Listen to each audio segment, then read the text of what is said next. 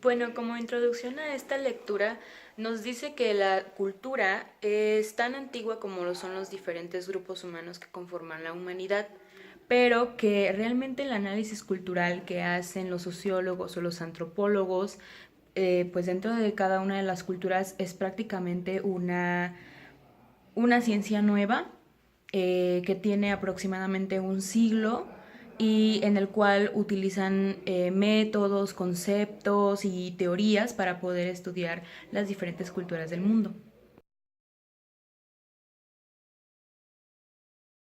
Bueno, la primera idea falsa que se abarca en esta lectura se llama ¿se puede tener o no tener cultura? En esta idea prácticamente lo que nos menciona es que en algunos países cultura es sinónimo de educación o cuando solamente realiza cierto tipo de actividades en la cual solo alguna parte de la sociedad llega a tener acceso. Actividades artísticas como lo son escuchar música clásica, algún tipo de arquitectura, que te guste cierto tipo de literatura. Entonces, bueno, ¿cuántas veces no hemos escuchado decir que, pues, porque no escuchas música clásica, no eres un ser culto? Si no te gusta tal libro, no tienes cultura. Bueno, esto es prácticamente muy falso, ya que todos los seres humanos tenemos cultura. Prácticamente por ser humanos tendemos a ser un ser cultural. Y el hecho de que pertenezcamos a un grupo, a una comunidad, a un país, a una sociedad, bueno, nos hacemos partícipes de la misma cultura de este.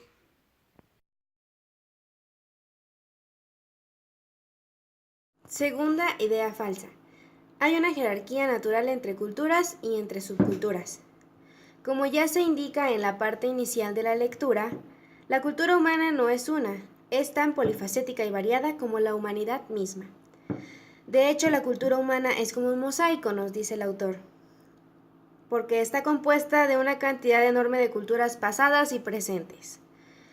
Esta multiplicidad cultural aumenta aún más si se toman en cuenta en el caso de México sus etnias, poblaciones regionales o grupos profesionales. También hay diferencias culturales que podrían ser la edad, hábitat, ubicación geográfica, etc. El que exista una multiplicidad hace que surja la necesidad de comparar. Y no solo esto, sino también de agrupar o jerarquizar, lo que nos lleva al libro de Guillermo Bonfil sobre el México profundo, que en él se explica que a lo largo del medio milenio, desde la conquista europea, en México se ha difundido la idea de que ciertas culturas extranjeras, primero la hispana, luego la francesa y finalmente la norteamericana, eran y son más valiosas que cualquier otra cultura mesoamericana existente. También algunos europeos opinan que las culturas de la llamada antigüedad clásica, o sea, la griega y la romana, eran más valiosas que las culturas europeas. La misma clase de ideas no se encuentra solo con respecto a las culturas de países y épocas diferentes, sino también con distintos fenómenos culturales. Y la lectura nos da el ejemplo de la música. Hay amantes de cierto tipo de música orquestal europea que la consideran esencialmente superior al rock o a la trova, e incluso llegan a afirmar que es mejor que esos géneros de música. Hablando ya con propiedad, la lectura nos menciona que no existe absolutamente ningún criterio objetivo y mucho menos científico para establecer este tipo de jerarquías. No hay nada más que indique que la cultura del maíz sea mejor que la del trigo o del arroz. En todo caso, con respecto a las diferentes clases de manifestaciones culturales, no se pueden aplicar tales criterios jerarquizantes.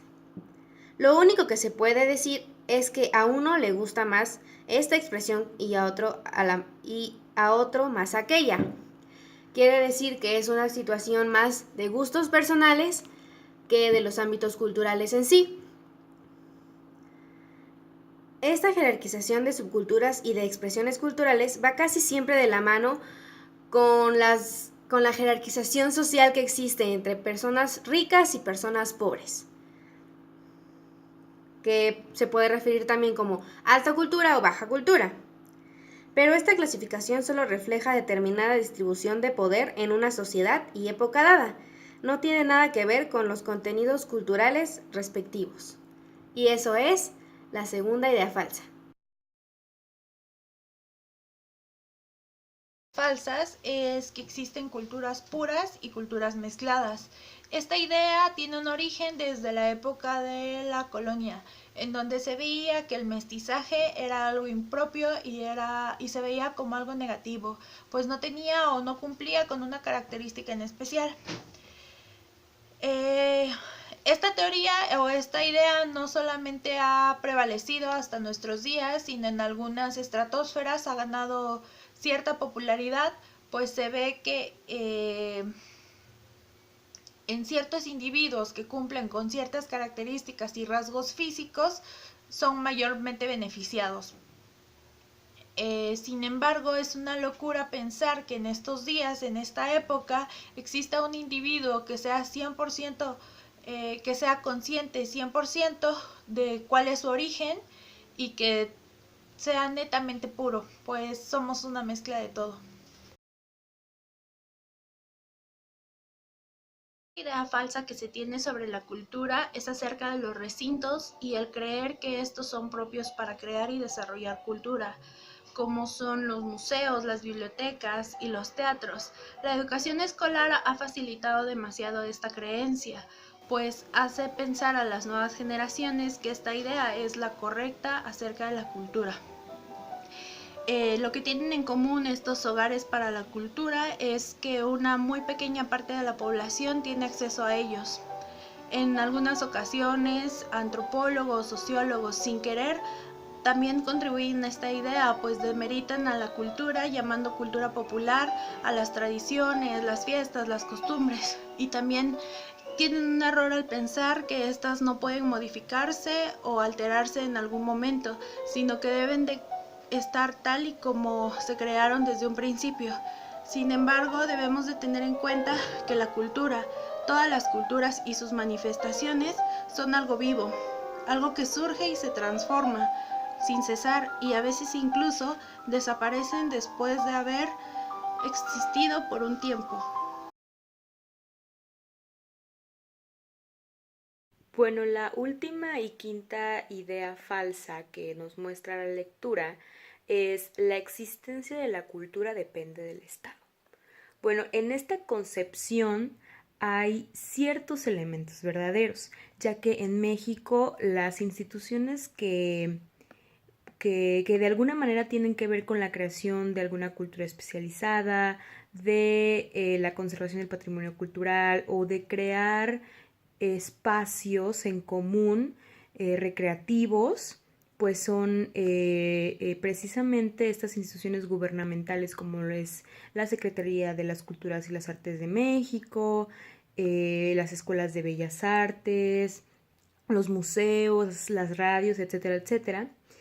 Y bueno, realmente estas instituciones tienen una dependencia gubernamental y menciona también que los estados, el gobierno siempre ha tenido un interés de intervenir en la creación cultural y la conservación del patrimonio cultural porque de esta manera controlan y a veces incluso crean un importante factor de cohesión social.